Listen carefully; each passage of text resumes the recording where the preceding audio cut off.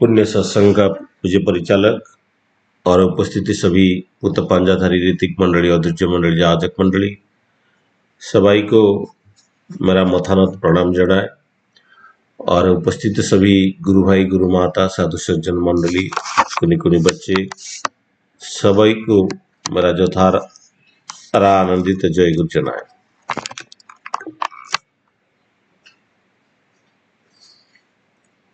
पहले एक धारावाहिक सत्संग और उसमें जोग देने के लिए हमारा सुदेशना माँ फोन किए थे। बीच में तो कंटिन्यूसली ज्वाइन कर रहा था, थोड़ा बीच का प्रॉब्लम आया तो इसलिए ज्वाइन नहीं कर पा रहा हूँ। तो ठीक है, इसका साउंड चल रहा है, थोड़ा बंद कर दीजिए।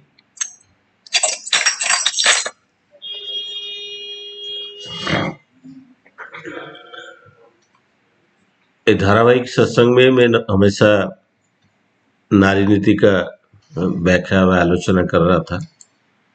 आज का जो नारी नीति का जो वाणी था तो 12 नंबर वाणी है। तो ये 12th वाणी में ठाकुर जी यही बोले कि परिजन में व्याप्ति। तो परिजन में व्याप्ति वाणी को मैं पढ़ लेती हूँ। यदि यशस्वी बनना चाहते हो तो अपने निजस्व और वैशिष्टों से अतुट रहकर पारिपार्श्विक से जीवन और वृद्धि को अपनी सेवा और सहचर्य से उन्नति के दिशा में मुक्त कर दो। तुम प्रत्येक को पूजनीय और नित्य प्रयोजनीय होकर परिजन में व्याप्त हो और जो सभी तुम्हारा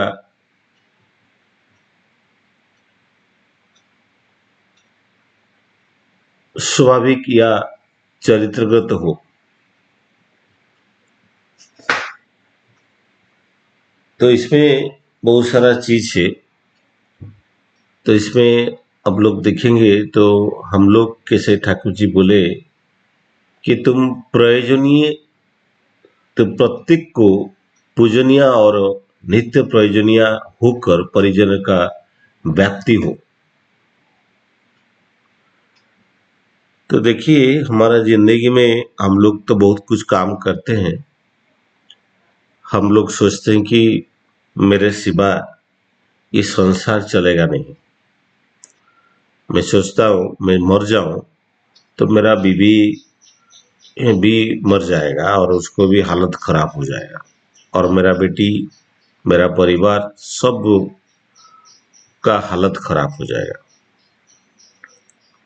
क्यों ऐसे लग रहा है? ऐसे लग रहा है इसलिए कि मैं नित्य हर दिन जो काम कर रहा हूँ वो उनके लिए कर रहा हूँ। उनको प्रयोजनों को, उनका रिक्वायरमेंट को मेंटेन करने के लिए मैं कर रहा हूँ कुछ काम। मैं सोच रहा हूँ उनका जो रिक्वायरमेंट है, बेबी को पैसा चाहिए, बेटी को पैसा चाहिए, उसको शादी करना है, जो जो काम है वो सब में ही करना है। ये जो अहंकार मेरे पास आता है तो वो तो ठीक है, बट मैं हमेशा क्या होता है, मैं सोचता हूँ मैं नहीं रहूं तो परिवार में बहुत सारा प्रॉब्लम आ जाएगा। बट आदमी जब मर जाता है, उनका जो इम्पोर्टेंस जो है वो धीरे धीरे खत्म हो जाएगा। बट क्या होता है कि जो दूसरे का ज्यादा प्रयोजनीय होता है उनको ज्यादा दिन तक याद रखते हैं। और ये जो प्रयोजनीय, जो ठाकुर जी बोले कि नित्य प्रयोजनीय प्रयोजनीय, हर दिन जो रिक्वायरमेंट होता है, हर दिन माँ को दवाई देना पड़ता है, बीवी को सेवा देना पड़ता है। तो एक बीवी हो के पति को भी सेवा देना पड़ता है। पत्नी सोचता है मैं नहीं रहूं तो उनको कौन सेवा देगा? क्योंकि वो प्यार का निशानी है। तो वही चीज को हम लोग देखेंगे तो हम लोग ये जो व्याप्त जो नित्य प्रयोजनीय होने की हम लोग जितना ये प्रयोजनीय को व्यापक रूप से बढ़ावा दे सकते हैं, मतलब मैं जितना बड़ा कर सकता हूँ, ये जितना बड़ा हो सकता है, जितना दूर तक मैं सेवा दे सकता हूँ, तो उतना दूर तक क्या होगा कि मेरा ये सेवा देने के बाद मेरा जितना बड़ा हो जाएगा उतना ही जितना दूर तक मैं कर सकता हूँ, तो उतना दूर तक मेरा ये जो सेवा है वो व्यापक हो जाएगा। तो ठाकुर जी इसमें बोले कि पारिपार्श्विक जीवन और वृद्धि को अपनी सेवा और सज्जा में उन्नति का दिशा में मुक्त कर दो। तो परिवेश क्या है, जो पारिपार्श्विक को बात पटा गया, तो परिवेश क्या है? हम लोग परिवेश से परिजन पारिपार्श्विक का मतलब जो परिवेश हम समझते हैं, तो ये परिवेश हमारा जितना बड़ा होगा, हम लोग घर में एक माँ उनका परिवार को ही सोचता है, उनका परिवेश, उनका बाह्य जो एक्सटर्नल वर्ल्ड। बट जब माँ डीपी वर्क में बाहर जाता है और जाके हम लोग जो व्याप्त करते हैं हमारा सेवा को, वो दूर दूर जाके सेवा देते हैं, तब हमारा जो परिवेश है वो बड़ा हो जाता है, हमें दूसरे का प्रयोजनीय हो जाते हैं। तो ठाकुर जी जो परिवेश के बारे में बोले, ठाकुर जी बोले the environment is that which rouses us the impulses keeping our consciousness awakened. That is the English term that is given by the C.C. Thakur. Thakur ji बोले the environment is that which rouses us by impulses keeping our consciousness awakened. मतलब हमारा जो चेतना है, जो consciousness है, वो जागृत रहता है वो परिवेश के लिए। परिवेश हमको सोते हुए जगा देता है, उनका जो स्पंदन का साथ, जो इम्पल्सेस का साथ परिवेश में जो कुछ परिवर्तन होता है, हमारा कॉन्शियसनेस को जागृत कर देता है। यही ही परिवेश है। ये ठाकुर जी का डेफिनेशन। क्या होता है कि बाहर में कुछ फायर लग गया, कुछ दंगा हो गया, तो हम लोग तुरंत जागे उठे। बट घर में भी जो माँ बाबूजी है, एक नारी का जो जो नारी तो मिनिस्टर होता है फैमिली का, तो उनका मिनिस्ट्री में जो जो है, उनका हस्बैंड है, उनका सास ससुर है, बच्चे हैं, उनके सपोज पति का कुछ देह शरीर खराब हो गया, तो तब क्या होगा? तो उनको जागे उठे, वो उनका कॉन्शियसनेस को जगा देता है। तो परिवेश में कुछ ना कुछ हो जाता है तो उनको जगा देता है। बट साइंस का डेफिनेशन थोड़ा अलग है।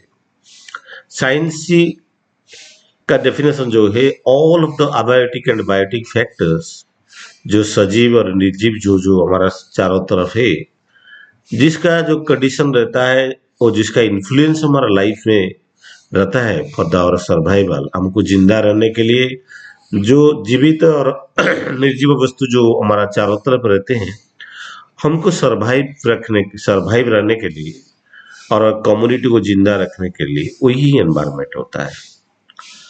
बट ठाकुर जी क्या है कि ठाकुर जी ही हैज मेड ए इक्वेशन।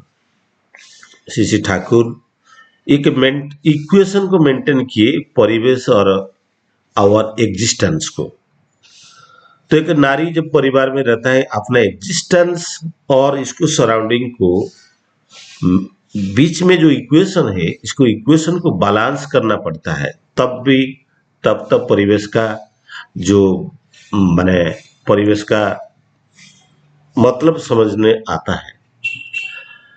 तो इसीलिए ठाकुर जी बोले कि यदि तुम यशस्वी बनना चाहते हो, अपनी निजस्व और वैशिष्ट में अटूट रहकर, देखिए हम लोग तो डिस्कस किए थे तो वैशिष्ट क्या है, नारी का जो वैशिष्ट में है निष्ठा, धर्म, शुश्रूषा, सेवा और सहायता, संरक्षण, प्रेरणा और प्रजनन, ये जो 8 वैशिष्ट है, ये वैशिष्ट को उल्लंघन करके कुछ नहीं करना है।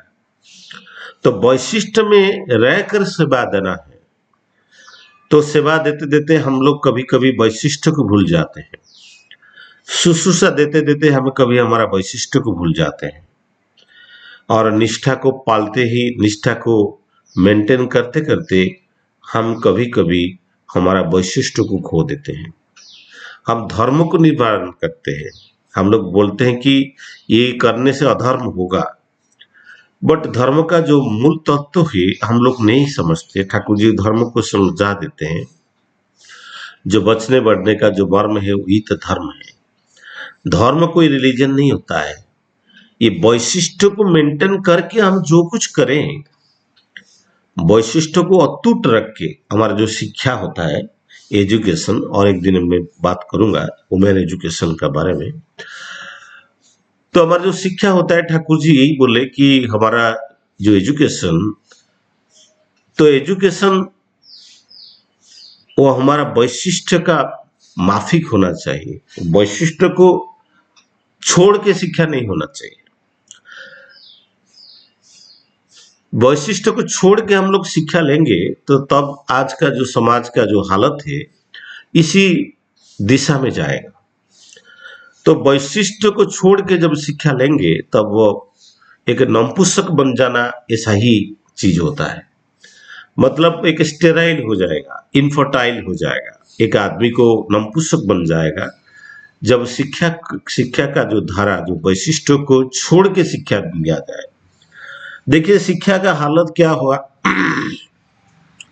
आज बहुत सारा नारी है जिसका हाथ में शंखा नहीं होता है और मथा में सिंदूर नहीं होता है, और टिकली होता है बट सिंदूर नहीं होता है। ठाकुर जी बोले कि जो कंकण होता है, जो लोहा का जो कंकण पहनते थे, तो एक कंकण जो लोहा का, क्योंकि नारी का हर महीना में ऋतुस्राव होता है, तो ऋतुस्राव में बहुत सारा ब्लड निकलता है।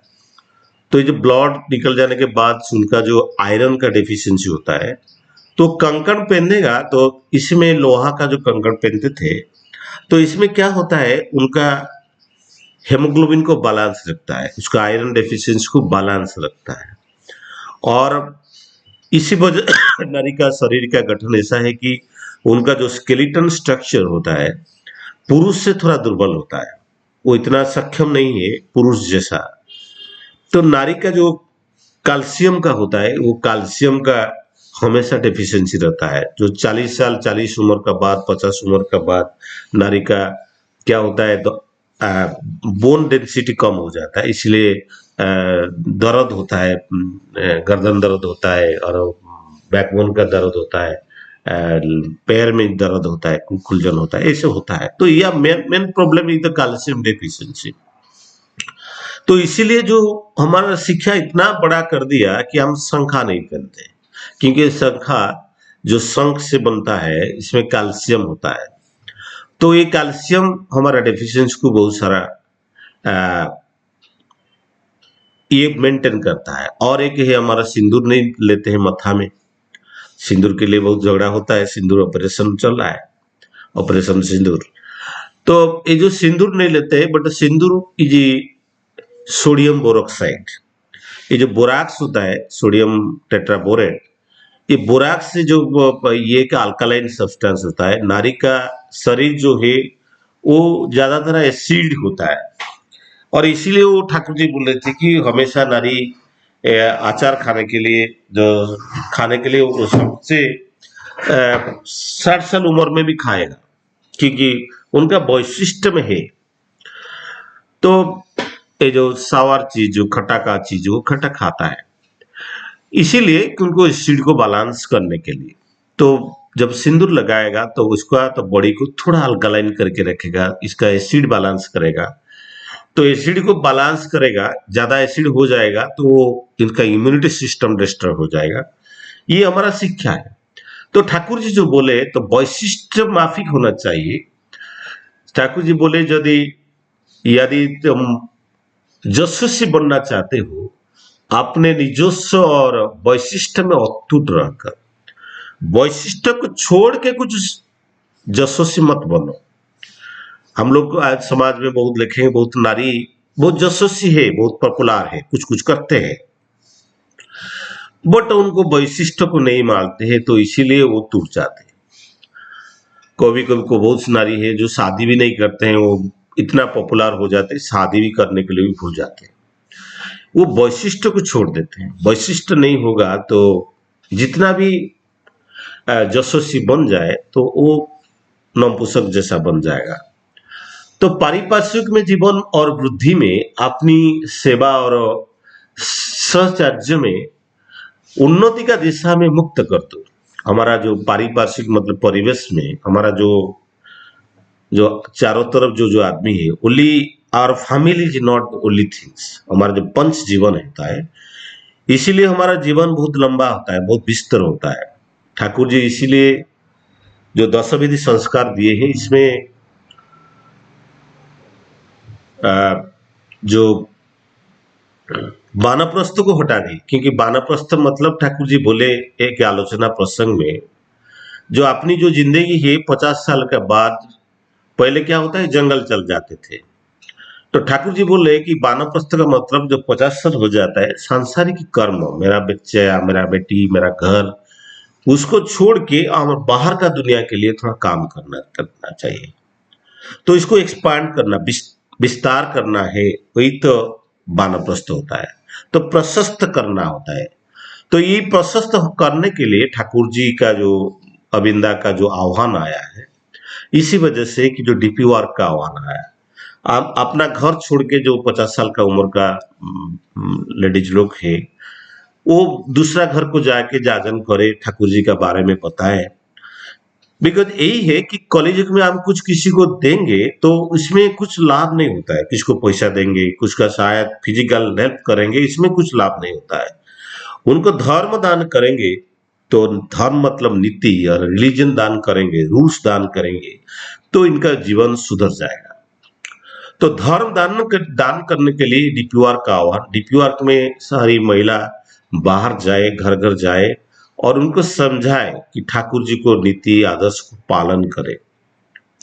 और आचार्य अविंदा का जो आह्वान है, सुबह उठ के प्रेयर करने के बाद हम दूसरे लोग के घर जाके चाय पिए और उनको जाके बैठे, उनका घर में कुछ बात वार्तालाप करे, ठाकुर जी का बात में बात, और इष्टपति का बात इमीडिएटली बोलना नहीं, वो अपने आप सुधर जाएगा। वो आपने उनका जो समस्या है उसका समाधान आप करेंगे तो आपको प्यार करेगा। वो अपना तरफ जब प्यार खींचेंगे आप, तब वो ठाकुर जी की तरफ खींच जाएगा। क्योंकि हम लोग तो परफेक्ट आदमी नहीं है, तो सुपर परफेक्ट जो है Shri Shri Thakur, the fulfiller, the best. क्योंकि ये जो आज का दुनिया में विवर्तन का सबसे the highest evolution is given on his body, तो श्री श्री ठाकुर, तो he has got the highest evolutional changes. जो ये जो विवर्तित सारा सबसे बड़ा विवर्तित पुरुष श्री श्री ठाकुर, तो ठाकुर जी जो बोल रहे हैं इसी को लेके हम लोग चलना चाहिए, इसको डीपीआर का आह्वान को लेके चलना चाहिए। तो परिवेश में जो कुछ भी परिवर्तन होता है हमारा जीवन को भी अफेक्ट करता है। हम लोग सपोज कहीं हम नौकरी कर रहे हैं, बाहर चले गए हैं, बाहर में रहते हैं, घर में मैंने सास ससुर और हमारा पतिदेव का तबीयत ठीक नहीं, सारा आदमी घर में बीमार पड़े, फिर भी हम लोग बाहर चले जाते हैं, तो ये हमारा वैशिष्ट का नहीं होता है। ठाकुर जी इसीलिए नारी को नौकरी करने के लिए नहीं चाहते थे, बिकॉज नारी ही नारायणी है, नारायण नारी, वो वृद्धि का सब, वो वृद्धि कराएगा। उनको एक स्पर्म देने से एक आदमी को परिवर्तन कर सकता है, उनको ना सब्जी देने से वो नाश्ता खाना बना देता है, छोटा सा घर देने से उसको एक बड़ा माहौल में बना देते हैं। तो इसके पास जो गुण है, जो वैशिष्ट है, उसको लेके वो चले। तो टाइम तो हो गया, तो इसीलिए ठाकुर जी जो बोले कि ये सब स्वाभाविक हमारा चरित्र में रहना चाहिए, हमारा कैरेक्टर में रहना चाहिए। हमारा कैरेक्टर में ये सारा चीज रहेगा, तब हम लोग एक अच्छा नारी बन पाएंगे। हमारा परिवेश में हमारा हमेशा हमारा प्रयोजनीय रहेंगे तो हम लोग को, हम चल जाने के, संसार छोड़ के जाने के बाद हम लोग को, आदमी लोग को याद करेंगे। नित्य प्रयोजनीय होना चाहिए। तो कोई, हम लोग कोई मरेंगे तो कभी दूसरा आदमी हम लोग को 2-4 दिन में भूल जाएगा, बट इफ हमारा सेवा इतना रहेगा तो हम लोग को भूल नहीं पाएगा। इसीलिए चीज है। तो टाइम तो हो गया। सबाई का कुशल मंगल करने के लिए ठाकुर जी को प्रणाम करके मेरा वक्तव्य को विराम देता हूँ। वंदे पुरुषोत्तम, वंदे पुरुषोत्तम, वंदे पुरुषोत्तम। दादा जय गुरु। जय गुरु दादाजी, प्रणाम।